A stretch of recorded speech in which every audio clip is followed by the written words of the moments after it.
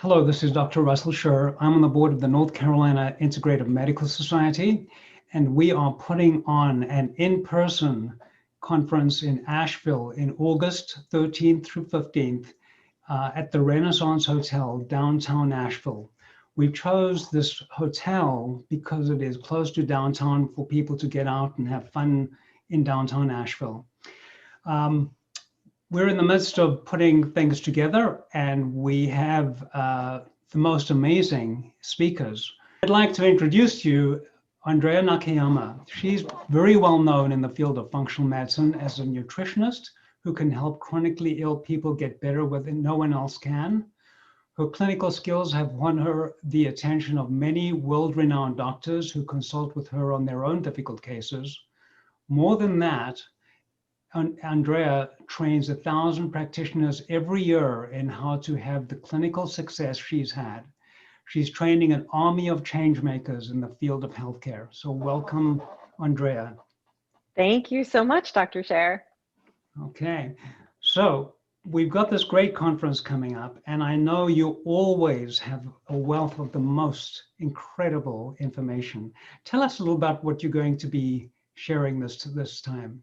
Yeah, thank you for asking. And I'm excited about a live conference. That's just so thrilling that we get to all be together safely and enjoy each other's company and learn from one another and have fun.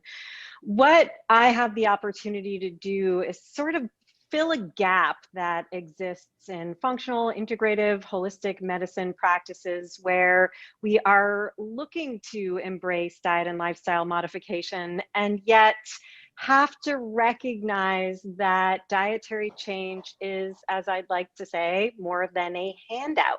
So people who have to make dietary change, which I think we all recognize, often have triggers around food, around body image, around eating certain foods. They have sensitivities, they have intolerances, they have developed intolerances.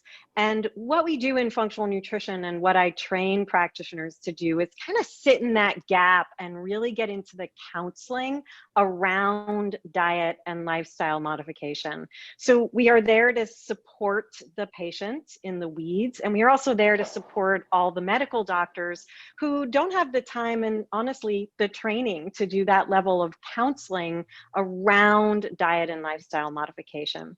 So what I'll be sharing at the conference is what I call my 3 roots, many branches approach to autoimmunity and chronic conditions. And this is based on the work of Dr. Alessio Fasano and the 3-legged stool that I believe we're all familiar with, but I've broken that down into a way that we can work with as practitioners, but also that we can explain to our clients and patients. So each of those roots, which I've defined as the genes, digestion, and inflammation, has a circle of influence. In other words, the terrain or the soil in which those roots exist, that we really spend time nourishing in order for those roots to change form.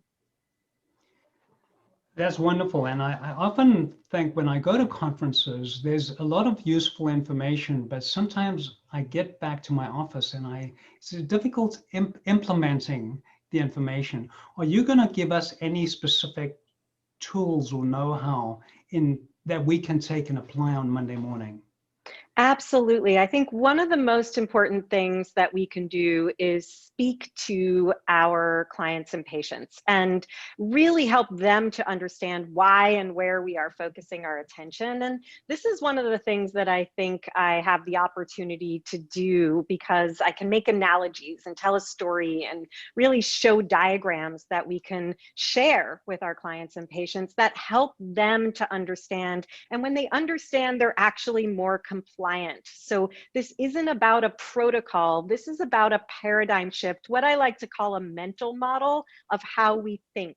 And when we apply this mental model to how we're approaching the care, there's lots of room for interpretation and for specialization. And yet we are working through understanding how we impact those roots. So like Dr. Alessio Fasano established for us, there are those three legs in the three-legged stool, but what do we do with them? And the circle of influence really takes that to the next step. And for me, and for those that I teach, which is actually nearly 1,500 practitioners a year now, we are able to have sort of a mantra that enables us to talk, to remember, to communicate. That in itself is helpful, but then those circles of influence really take us into the what to do next.